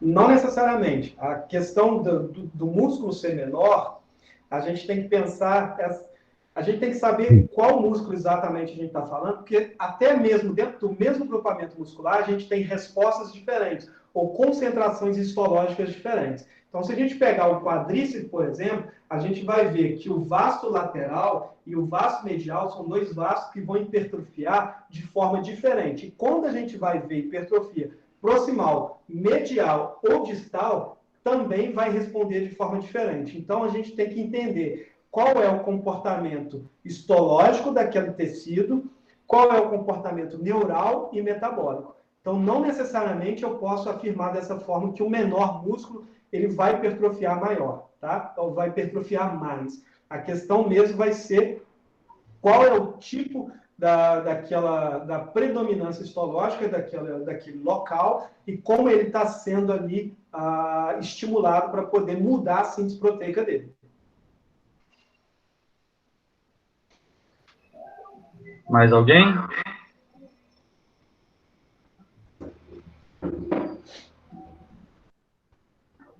Dole uma, dole duas, dole três. Vou perguntar então. O Rafael, teve um momento que você mencionou a questão de esforço, né? Uma escala que você faz de Borg, você deve ter ouvido falar.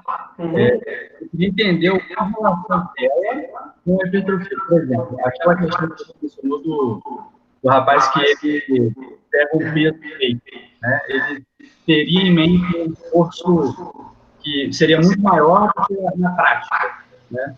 E que, assim, você vendo uma pessoa e põe ela para fazer um exercício físico controlado ali, para não gerar um ambiente lesivo, nada nesse sentido, sei lá, induzindo ela a pensar que ela está fazendo um esforço maior do que ela realmente está.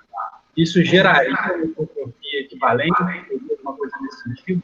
Então, o que acontece? A escala de Borg está relacionada à parte percepção subjetiva do esforço. Ou seja, lembra que eu falei com vocês que todo exercício ele traz um sentimento do que está acontecendo? É exatamente o que ela vai fazer uma correlação. Ela vai correlacionar o seu sentimento para a atividade física e a intensidade do exercício. A hipertrofia, ela não está relacionada de forma significativa nos estudos, na ciência, com relação à intensidade, mas muito mais a questão de volume de treino. Então, o que vai acontecer? É muito mais importante o indivíduo ele trabalhar em cima do volume do que na intensidade. Sim. O Schoenfeld fala muito disso, né, da parte do volume. Oi? O Schoenfeld, lá, bem famoso da parte do treinamento, ele fala muito do volume mesmo, né? Gostando desse. Sim, a questão, o volume, ele é muito mais importante para a hipertrofia do que a intensidade em si, tá? Deixa eu acho que vai ficar melhor aqui.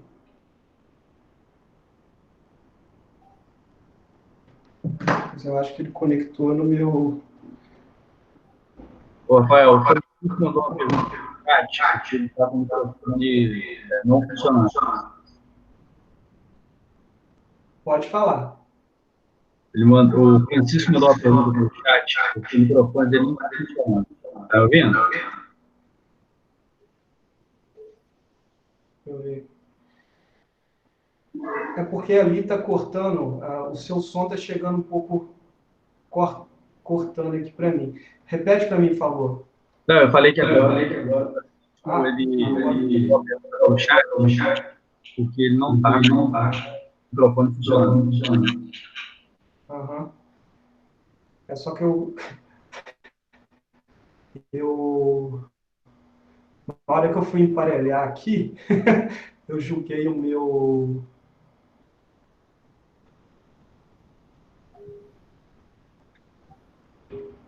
Não deu. Eu julguei, ele conectou com o meu saldo de barra ali, ele conectou com o meu fone aqui, não. Vamos deixar ele de lá. Repete para mim de novo, perdão. É que o Francisco mandou uma pergunta dele pelo chat, porque ele não está com o microfone funcionando. Engraçado, agora ficou mudo. Pô.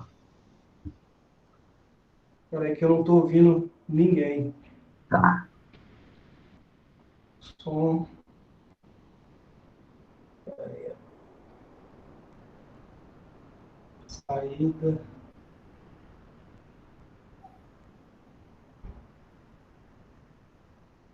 Gente, vocês estão me ouvindo aí? Sim. Sim. Eu não estou ouvindo vocês, não. Tem alguém tentando falar comigo? Oi.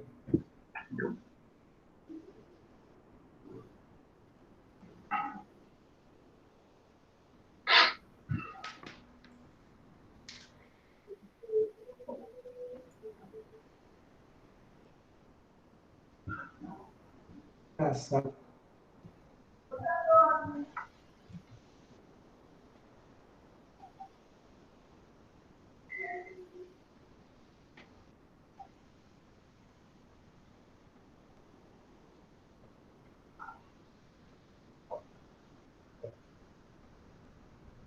O som sumiu.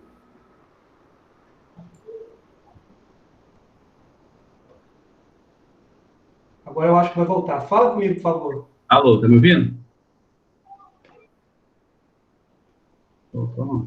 Uai.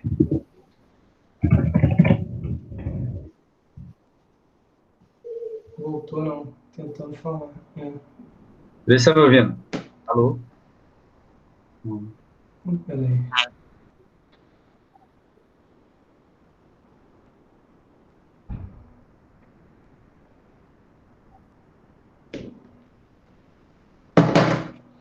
Oi, fala comigo. Deixa eu ver Alô, se tá está me ouvindo? no fone aqui.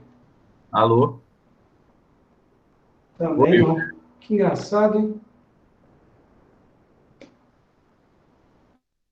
Uai, tá estranho mesmo.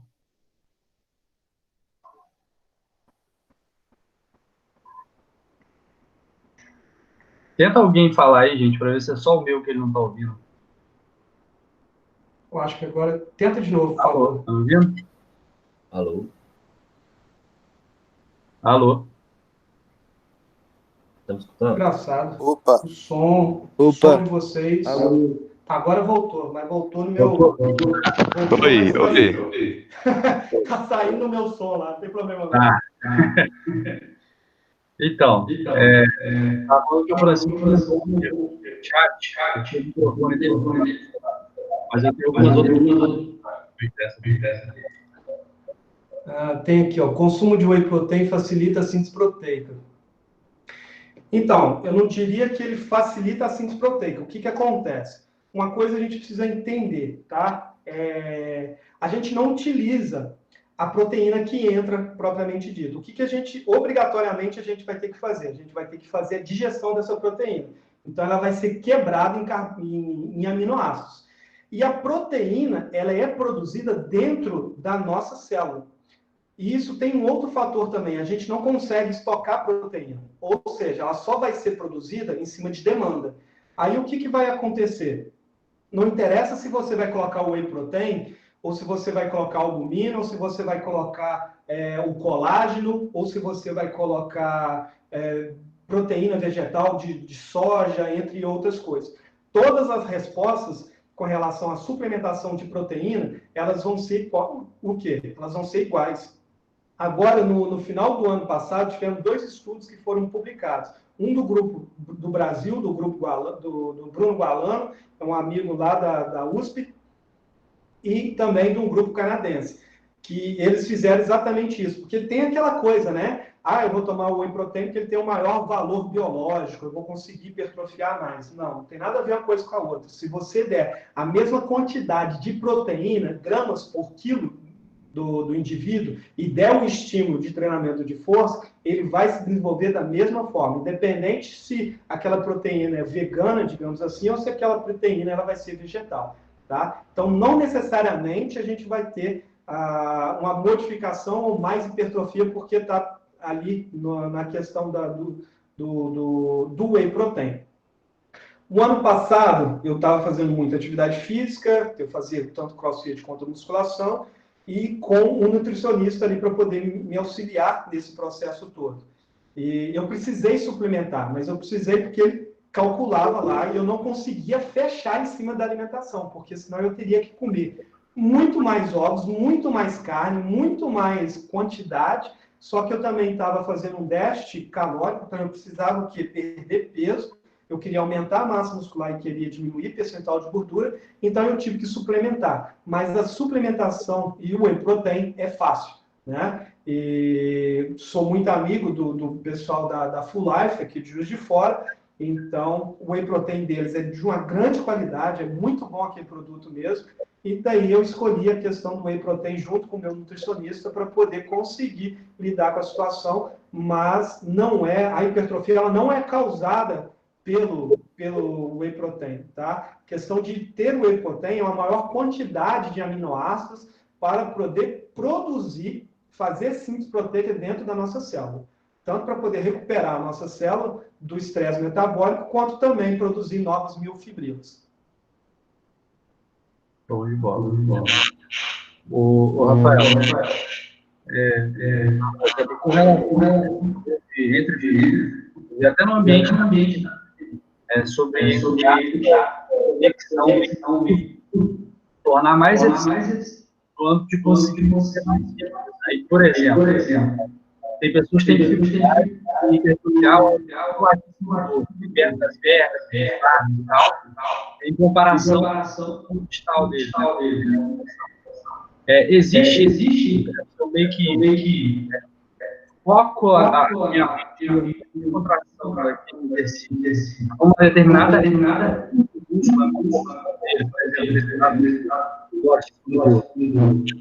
da olhada gerar mais. Cara, olha, eu não consegui entender direito a sua pergunta porque o som picou demais. Tá me ouvindo legal agora? Melhorou um pouco agora. Peraí. Vê se vai conseguir. Agora tá um pouquinho melhor. Tá. Tenta de novo. Vou tentar repetir, então. Se ficar ruim, fica bom. Com relação ao sobre uma ficção, mente, tornar mais no âmbito de conseguir mais. Por exemplo, o cara conseguir focar mais na origem do perto do fraco mesmo, e isso gerar mais aquela porção ali, porque normalmente eu vou desenvolver aquela em comparação com a ação dele. Isso existe mesmo? Essa questão de conexão mente-músculo, ela realmente existe quando a gente faz uma correlação com a hipertrofia, tá? Porque o que vai acontecer ali? A gente tem a percepção subjetiva do esforço, que é o que você sente durante a atividade. Quando você está ali centrado no movimento, você melhora as respostas, tanto periféricas como central, no que diz respeito ao controle daquele movimento. Então, você consegue trabalhar aquele movimento com a maior constância ou um maior volume. Tá? E esse volume está ligado à questão da hipertrofia, diretamente ligado à questão de hipertrofia. Quem bate muito nessa tecla é aquele fisiculturista, o Kai Green. Ele fala, a questão não é você pegar muito peso, é como você pega o peso, é fazer a conexão mente e músculo. E conversando com o Belmiro, não sei se vocês conhecem, Belmiro de Salles. Poxa, ele dá aula aqui pra gente, eu conheço ele pessoalmente, então a gente conversa muito. Teve um dia que a gente estava conversando sobre neuro, a última vez que eu encontrei com ele, ele dá aula pra gente aqui. E daí, a gente estava conversando exatamente isso. Até peguei uns estudos com ele relacionados a essa questão de conexão mente e músculo, tá? Então, tem essa questão da concentração e execução. E eu posso falar para vocês muito simples. A mulher, ela consegue se concentrar no movimento sem estar centrada no movimento. Ou seja, ela consegue ter qualidade de movimento para poder ter as adaptações. Diferente de nós. O homem, é muito simples. A gente está na sala de musculação, quem treina de verdade, nem bater papo está batendo papo. O cara não está batendo papo. Primeiro, que se ele começar a conversar, ele não consegue executar o movimento com qualidade. Se ele está conversando, não executa com qualidade, ele não levanta a carga que ele deveria levantar. Então, o volume dele cai, a carga dele, a intensidade cai, porque ele está o quê? Com focos em diferentes coisas. A gente não consegue. É fisiológico, é metabólico. A gente não consegue fazer isso. Diferente da mulher, que ela consegue lidar melhor com essas situações. Então, a conexão, para quem quer ter, de fato, a hipertrofia, conexão mente e músculo é algo que traz melhoras nos resultados ali de hipertrofia mesmo.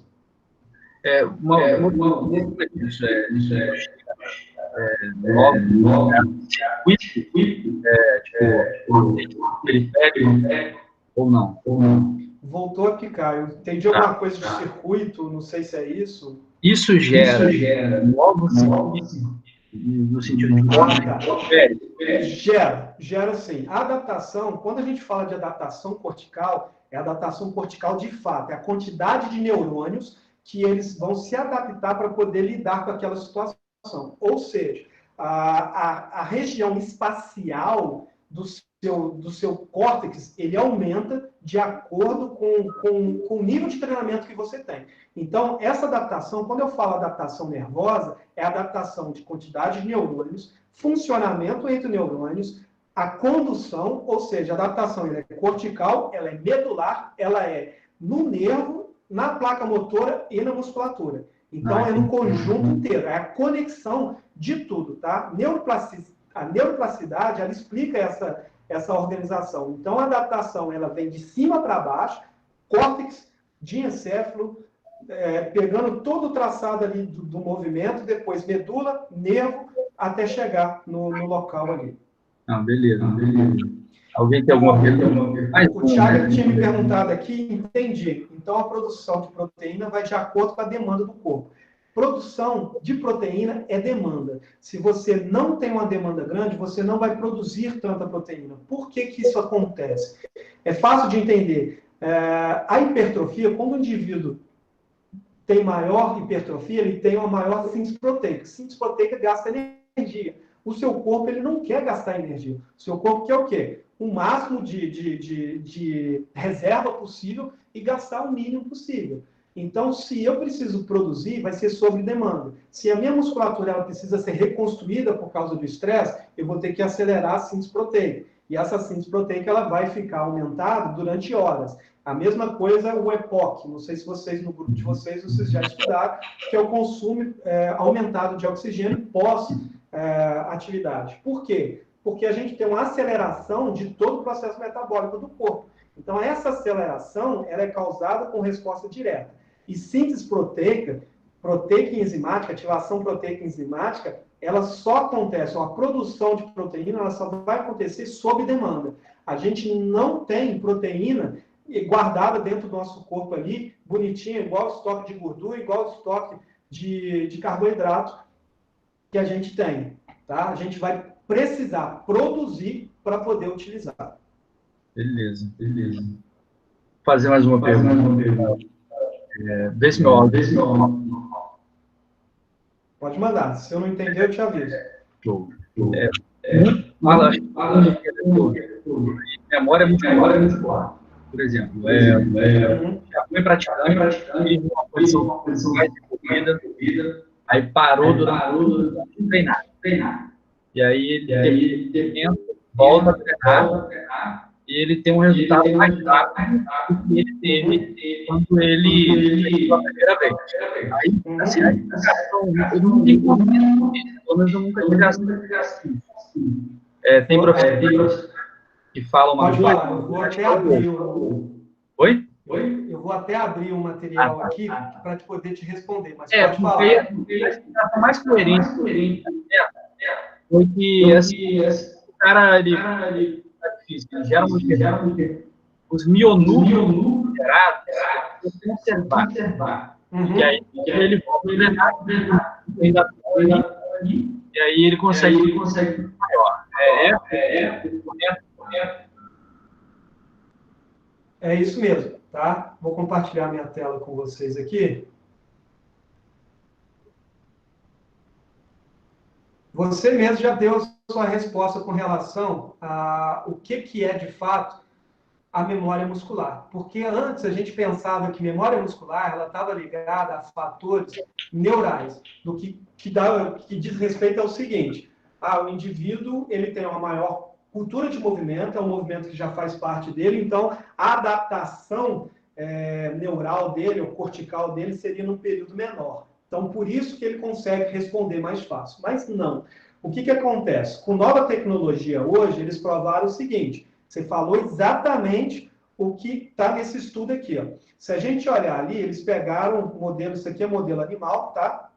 Eles pegaram o ratinho, foram lá, colocaram o rato para poder treinar. E daí eles contaram a quantidade de 1000 núcleos que ele agregou. Então você tem uma situação de destreino, um indivíduo que não treinou, aí depois a quantidade aqui de 1000 núcleos aumentando por causa do treinamento em si, então eu tenho uma maior quantidade de 1000 núcleos dentro daquela célula. Lembrando que esses 1000 núcleos, quem que é o responsável por produzir novos 1000 núcleos? As células satélites. Tá? Então, há uma proliferação, a maior quantidade de células satélites ali na periferia da minha célula muscular para poder produzir novos 1000 núcleos. E o que eles evidenciaram nesse estudo? Pegaram o rato, fizeram hipertrofiar, contaram a quantidade de 1000 núcleos dele e depois foram lá e desinervaram aquela musculatura. Então, eles colocaram no destreino extremo, que é o indivíduo onde ele tem um acidente neural. A gente, se vocês já estiverem indo para UTI, entre outras coisas, a maior parte, numa situação normal, não que é essa que a gente está vivendo, são problemas neurais. Então, um indivíduo com 10 dias, 2 semanas, ele tem uma atrofia absurda ali, e com o passar do tempo ele vai ter uma perda, uma atrofia da musculatura dele. Só que aqui eles evidenciaram o seguinte: eu não vou perder aqueles 1000 núcleos que estão na minha célula, que eu agreguei a minha célula. O que eu vou fazer? Esses 1000 núcleos que foram adicionados, eles vão entrar num estado de quiescência. O que é isso? Eles vão estar ali, ó, dormindo, hibernando. Simplesmente eles vão estar hibernando. Então, eles não estão em ativação proteica, eles não estão produzindo síntese proteica, mas eles estão dentro da célula, estão prontos para poder fazer isso. A partir do momento que você chegou lá e deu uma sapatada, deu um estímulo elétrico, químico e mecânico, essa musculatura vai fazer o quê? Esse meu núcleo vai fazer o quê? Ele vai voltar a funcionar, ele vai voltar a ter síntese proteica, o que permite que aquela célula ela já esteja pronta para poder hipertrofiar de uma forma mais rápida. Aí depois vai se produzir miofibrilas, aumentar a quantidade de energia dentro da célula e a quantidade de água, que vai me permitir a hipertrofia mais rápida no indivíduo que já tem um histórico de atividade física. Show de bola. Show de bola. Mas é uma ótima questão. Realmente, a gente tem...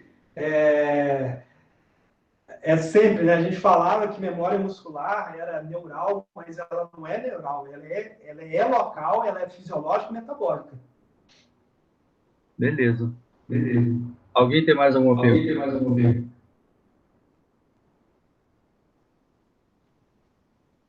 Não fiquem tímidos.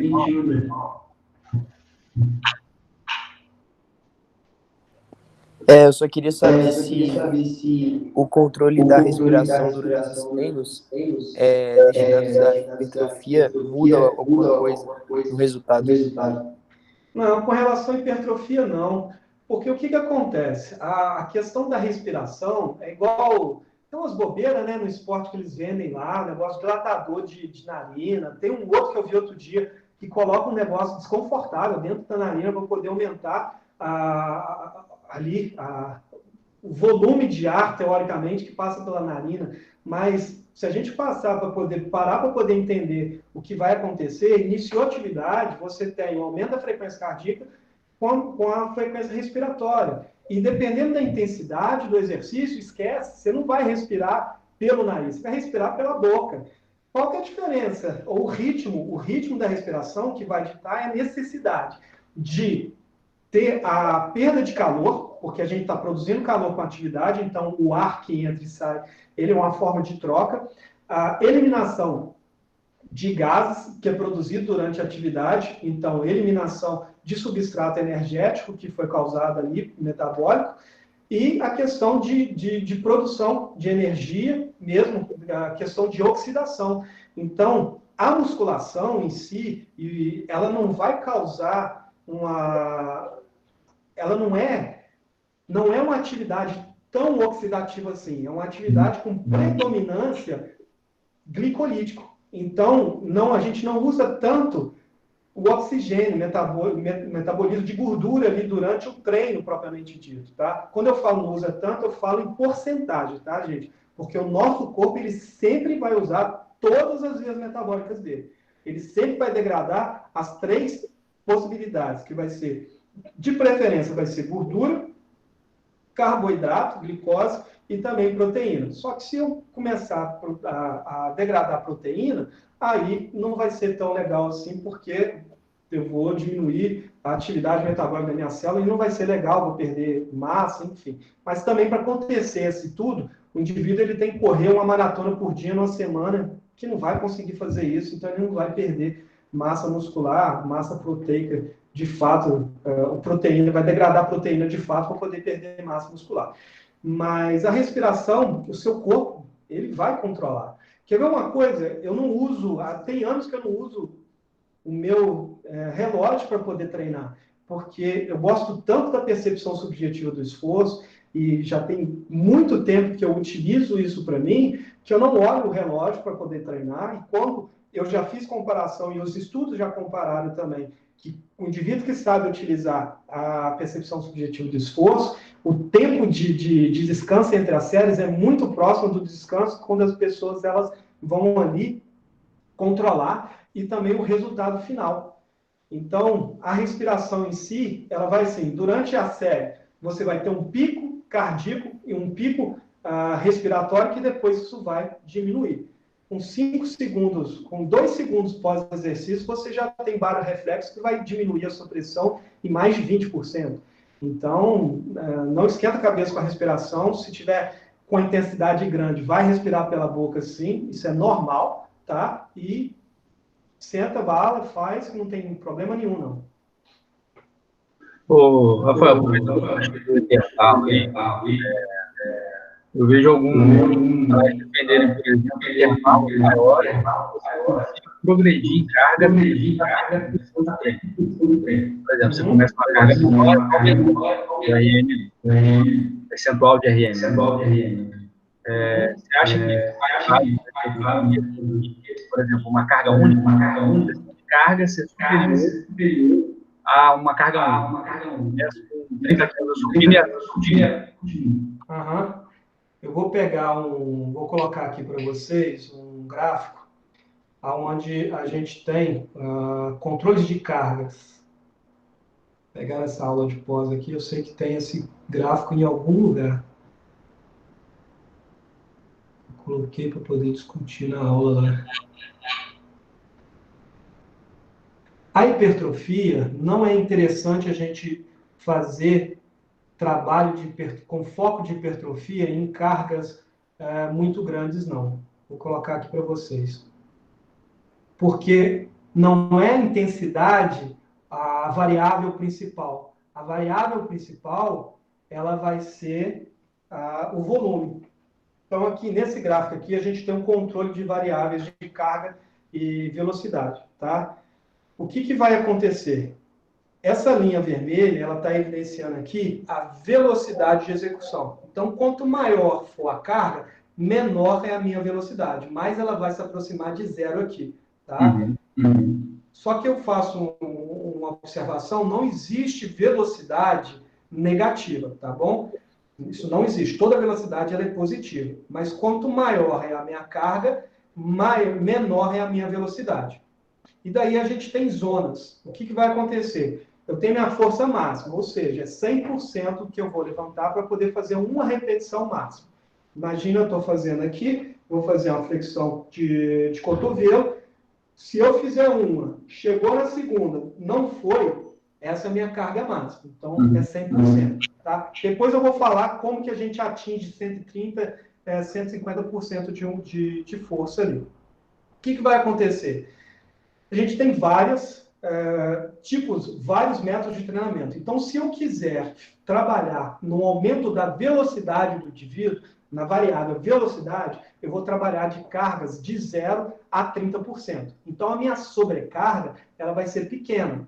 Se vocês entrarem lá, por exemplo, no YouTube e for assistir os treinos do Bolt, para poder ver o que ele fazia de sobrecarga na corrida, no máximo ele vai colocar aquele paraquedas nas costas, que vai causar uma resistência para ele, mas que não vai chegar a 30% de resistência, ou ele vai sair da pista e vai correr na grama, porque a resposta da grama é diferente da pista, então isso já é sobrecarga.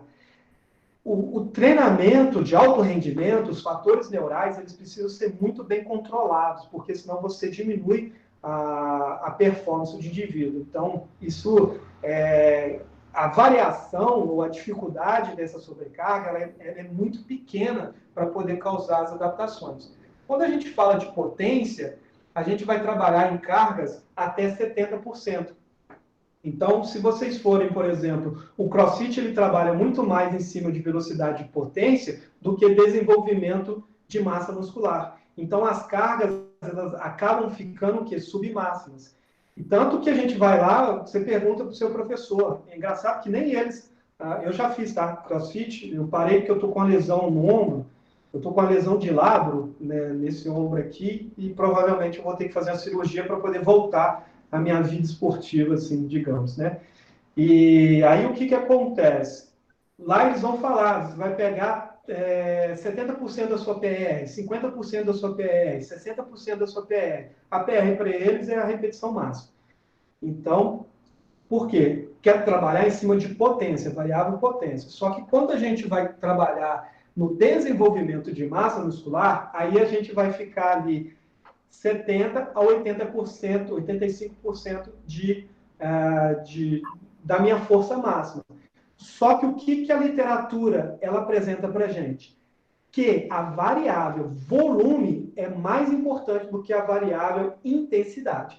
Ou seja, é muito melhor eu treinar próximo de 70%, com maior volume, com conexão mente e músculo, que eu vou conseguir um resultado hipertrófico melhor do que se eu ficar trabalhando a 85% da minha RM. Porque a 85% da minha RM eu vou fadigar muito mais rápido. Então, o meu treino ele vai fazer o quê? Ele vai encurtar. Então, eu vou ter um menor volume. Se a literatura ela me fala que é melhor a gente trabalhar com maior volume, aí eu vou fazer uma escolha de cargas submáximas. Agora, se eu quero, lembra que eu falei com vocês que eu posso aumentar a força do indivíduo sem aumentar a massa muscular? Isso no esporte é extremamente importante. Para vocês terem ideia, se eu aumentar, se um dia vocês estiverem trabalhando na área, você aumentar com a equipe de saúde ali, o peso do seu atleta em 3 quilos, e pode ser gordura e músculo, tá? Ele vai diminuir ali mais de 1%, quase 2% da força dele, da questões relacionadas à velocidade, tá? Produção de velocidade, e 4% no VO2 dele. Então, se ele aumentou 3 quilos sem aumentar a força, você piorou o VO2 dele, a relação de VO2 dele em 4%. 4%, imagina, quem consegue numa temporada para outra, um atleta de alto rendimento, se ele conseguiu 2% de melhora, é absurdo a melhora dele. É algo assim fantástico, 2% de um ano para o outro, no alto rendimento. Agora, se você piorou a vida dele em 4%, você tirou todas as medalhas dele daquele ano. Olha como é que é muito tênue essa questão.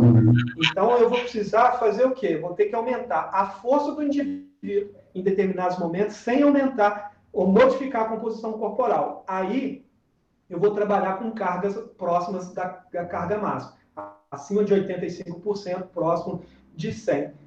Porém, eu ainda consigo, se a gente notar aqui, eu consigo executar forças além dessa de 100%. A própria força isométrica máxima, ela já te dá a possibilidade de trabalhar com uma carga, em média, 10% mais importante do que a concêntrica.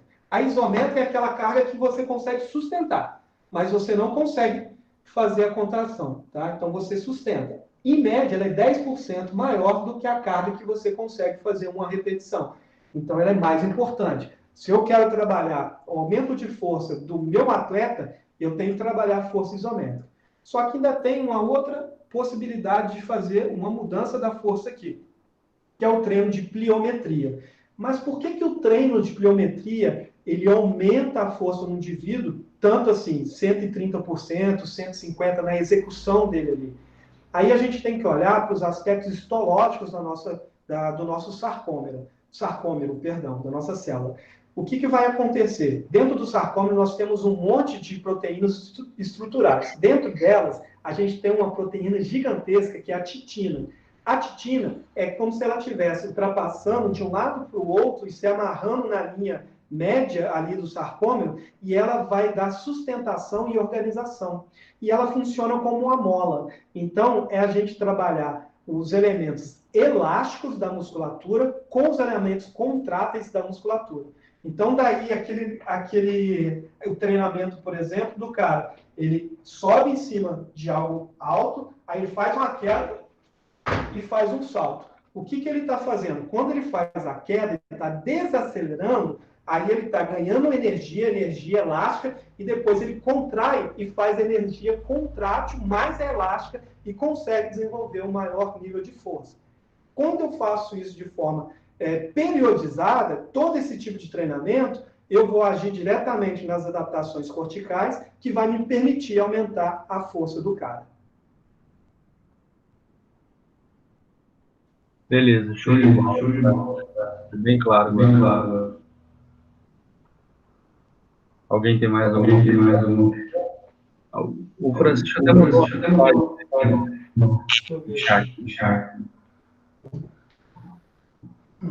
Professor, só confirmar depois o cérebro com fibras azuis. Isso. O azul é o do homem, tá? É um cérebro que ele tem uma tomada de decisão. Quer ver uma coisa que é muito simples, tá? Piada. Piada para homem e piada para mulher. Piada que a gente ri não faz sentido nenhum. Por quê? Para a gente não interessa o sentido, a gente só vai achar graça. Por que a mulher ela não vai rir das nossas piadas? Porque ela vai começar a buscar senso nas piadas. Por que ele está rindo? Olha esse negócio retardado, mongoloide.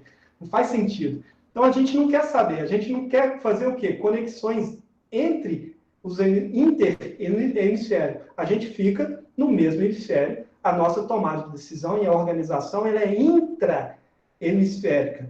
Tá? Então, a mulher ela consegue fazer essas conexões, e o que permite ela fazer essas conexões é a questão de um maior volume no corpo caloso, uma maior quantidade de fibras nervosas que ela tem na principal comissura telencefálica dela, que é o corpo caloso.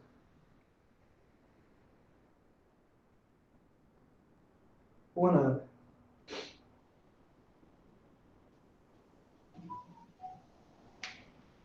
Mais alguma pergunta? Já estamos em 2 horas.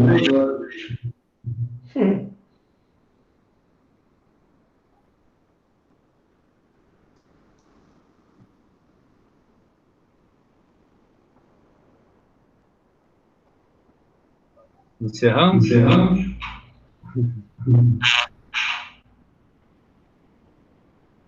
Parece que sim.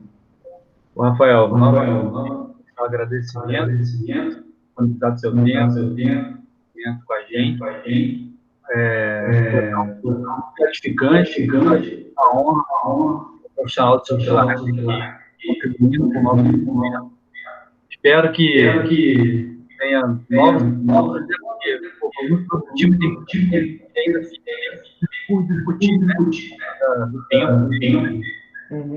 E foi muito feitoso, né? Tenha desfrutado de tudo isso que vocês falaram. A gente vai realizar a gravação lá no IGTV. É isso. Te agradecer mais uma vez. Reforçar aí a ponte com o pesquisador da UFRJ. Na hora que você falou. O Gabriel não ouviu.